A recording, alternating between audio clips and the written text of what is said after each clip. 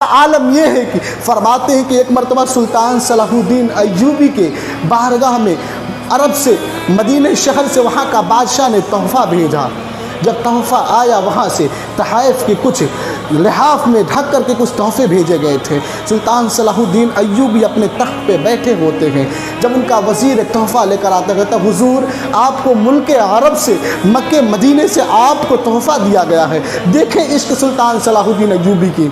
जब उनके बारगाह में कुछ तोहफ़ा पेश किया गया, उनके वज़ीर ने कहा हुजूर आज तक ऐसा तोहफ़ा किसी ने पेश ही नहीं किया। कहते हैं कौन सा ऐसा तोहफ़ा है जो मुझे लेकर आए हो। फरमाते हैं कि जब सुल्तान सलाहुद्दीन अय्यूबी लिहाफ को उठाते हैं तो देखते हैं कि एक पंखा है जो खजूर के पत्तों से बनाया हुआ पंखा, जिसे हम पहले ज़माने में लोग हाथों से हवा दिया करते थे। तो सुल्तान सलाहुद्दीन अय्यूबी देखते हैं, कहते हैं ये कौन सी इतनी बड़ी बात है। उनका वज़ीर कहता है हुजूर एक तरफ ना देखें, पंखे के दूसरे पहलू को पलट कर तो देखें। सुल्तान सलाहुद्दीन अय्यूबी जब पंखे के दूसरे तरफ देखते हैं तो लिखा होता है कि सलाम हो सुल्तान सलाहुद्दीन अय्यूबी को, मैं बादशाह बोल रहा हूँ, अरब का बादशाह। ये पंखा आपके लिए बनाया गया है जो खजूर की पत्तियों से बनाया गया है, मगर बात यह है कि ये खजूर की पत्ती कोई और नहीं, नबी के रोज़े मुबारक की खजूर की पत्ती है। अल्लाह अकबर। सुल्तान सलाहुद्दीन अय्यूबी उस पंखे को लेकर खड़े हो जाते हैं और आप अपनी आंखों से लगाते हैं और सर पे रख के रोने लगते हैं। खुदा की कसम कहते हैं आज तक किसी ने ऐसा तोहफ़ा मुझे नहीं दिया। ये आशिक रसूल थे कि दयारे नबी की खजूर की पत्तियों को अपना सर का ताज समझा करते थे। तब जाके ऐसे हमें बादशाह मिले थे जिन्होंने दुश्मनों के छक्के छुड़ा दिए थे। सुल्तान सलाहुद्दीन अय्यूबी का दौर देखें, एक मरतबा का वाक़या है। फरमाते हैं सुल्तान सलाहुद्दीन अय्यूबी का दौर है, हाजियों का काफ़िला रवाना होता है। सारे पहले हाजी ना पैदल ही जाया करते थे, जहाज़ से कभी पैदल रवाना हो जाते थे। हाजियों का काफ़िला हज करने के लिए रवाना होता है। मेरे अजीज़ सुनो, सुल्तान सलाहुद्दीन अय्यूबी का दौर है, हाजियों का काफ़िला रवाना होता है मक्के मदीना की तरफ, मगर रास्ते में एक ईसाई जो नबी का गुस्ताख था, बहुत बड़ा लूट मार करने वाला था, उसने रास्ते में काफ़िलों को रोक लिया। तमाम काफ़िले में जितनी औरतें थीं उनके साथ बदतमीज़ी करने लगा, उनको मारने लगा। लोग कहते रहे कि देखो सुल्तान सलाहुद्दीन अय्यूबी तुम्हें नहीं छोड़ेगा, तुम सुल्तान सलाहुद्दीन अय्यूबी के चाहने वालों को मार रहे हो। उसी में हज़रत सुल्तान सलाहुद्दीन अय्यूबी की बहन भी मौजूद थी। जब उन्होंने सारे हाजियों को काटना शुरू किया, कुछ हाजी निकल करके उसी आलम में कुछ वहाँ से जितने हाजी थे निकल कर भाग गए। आते हैं दौड़ते दौड़ते सुल्तान सलाहुद्दीन अय्यूबी के बारगाह में सबसे पहले हाज़िरी देते हैं, क्योंकि उस वक्त हज़रत सुल्तान सलाहुद्दीन अय्यूबी की तबीयत ख़राब थी। सुल्तान सलाहुद्दीन अय्यूबी अपने बिस्तर मर्ज़ पे थे। जब लोगों ने उनके पास आकर ये ख़बर सुनाई कि हुजूर काफ़िले को लूट गया है, काफ़िले को लूट लिया गया है, फ़ला यहूदी ने फ़ला ईसाइयों ने मिलकर हमारे काफ़िले को लूट लिया। हुजूर बात लूटने की नहीं है, जब वो काफ़िले को लूट रहा था तो वो कह रहा था जाओ अपने मोहम्मद को बुलाओ जो तुम्हें बचाने की बात करते हैं। अल्लाह अकबर। जाओ, तुम कहते हो ना कि नबी हमारी बातों को सुनते हैं, बुलाओ अपने नबी को जो तुम्हें बचाएं। अल्लाह अकबर। सुल्तान सलाहुद्दीन अय्यूबी बिस्तर मर्ज़ में ये बात सुनने के बाद हज़रत सुल्तान सलाहुद्दीन अय्यूबी खड़े हो जाते हैं, कहते हैं खुदा की कसम गवाह रहना उस शख्स को मैं छोड़ूंगा नहीं। ए मेरे नबी मुझे ज़िंदगी दीजिए, ए मेरे नबी अल्लाह से दुआ कीजिए, ए मेरे नबी मुझे अगर सेहत याब हो गया खुदा की कसम काट के रख दूंगा उस इंसान को। अल्लाह अकबर।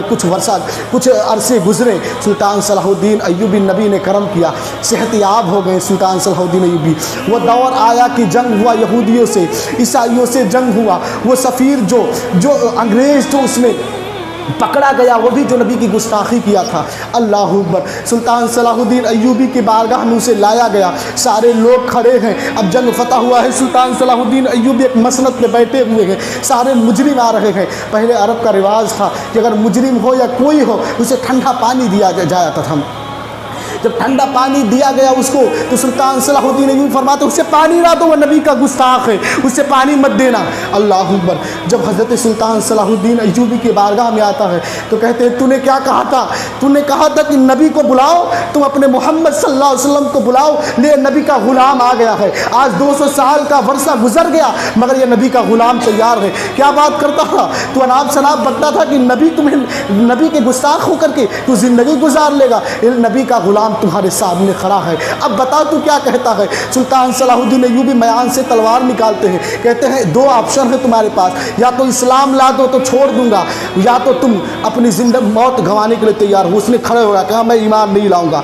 सुल्तान सलाहुद्दीन अय्यूबी जज्बे में निकालते हैं, अब तलवार से उसके गर्दन को कलम कर देते हैं। कहते हैं नबी ने फरमाया मन सब्ब नबिय्यन फक़्तुलूहु, जो नबी की शान में गुस्ताखी करे उसे काट कर रख दो। मेरे अज़ीज़ों आज दौर कैसा है, उसने तो थोड़ी सी गुस्ताखी की थी, जाओ मोहम्मद को बुलाओ। आज माज़अल्लाह ऐसे ऐसे अल्फाज कहे जा रहे हैं जिसे मैं बयान नहीं कर सकता। मेरे अज़ीज़ों आज कैसे मुसलमान हैं, क्या कहोगे नबी की बारगाह में कि नबी हम कम थे, ए नबी हम मजदूर थे। मैं वो भी बताता हूँ कि नबी तुमसे सवाल करेंगे, अगर आप कहेंगे ना कि या रसूल अल्लाह हम तो मजबूर थे, हमारी तादाद कम थी, या रसूल अल्लाह मैं ऑटो चलाता था, अल्लाह के रसूल तुम्हारे सामने बिलाल हबशी को खड़ा करेंगे। अल्लाह के रसूल फरमाएंगे बिलाल हबशी को देखो, ये तो गुलाम था उमैया बिन खल्फ का, इसके सीने पे पत्थर पटके जाते थे, इसे रेत पे घसीटा जाता था, क्या कभी मेरा नाम लेना इसने छोड़ा? क्या मेरे नामूस की खातिर इसने कभी झुका? नहीं, ये कभी नहीं झुका। पता चला कि तुम झूठ बोलते हो, तुमने मेरी नामूस की खातिर कभी बुलंद नहीं किया आवाज़, तुम नामूस की खातिर कभी उठा नहीं। जब तुम कहोगे ना या रसूल अल्लाह में माजूर था, अल्लाह के रसूल तुम्हारे सामने वो पाकिस्तान का मुजाहिद जिसे खादिम हुसैन रज़वी कहते हैं, जो कुछ साल पहले इंतकाल किया, अल्लाह के रसूल तुम्हारे सामने उसे लाएंगे, कहेंगे देखो ये माजूर था दोनों पैरों से, नामूसे रिसालत की खातिर अकेला लड़ा करता था वो मर्द मुजाहिद, दोनों पाँव सलामत नहीं थे। क्या अल्लाह के रसूल सवाल करेंगे तुम्हारे पाँव नहीं है? किस मुँह से कहते हो कि या रसूलुल्लाह हम मजबूर थे? एक अरब 40 करोड़ की आबादी होने के बाद भी तुम कहते हो हम मजबूर हैं। खुदा की कसम तुम मजबूर नहीं हो, तुम्हारी ईमानी हालात कमज़ोर है, अकेला हम इनकलाब बर्पा कर सकते हैं।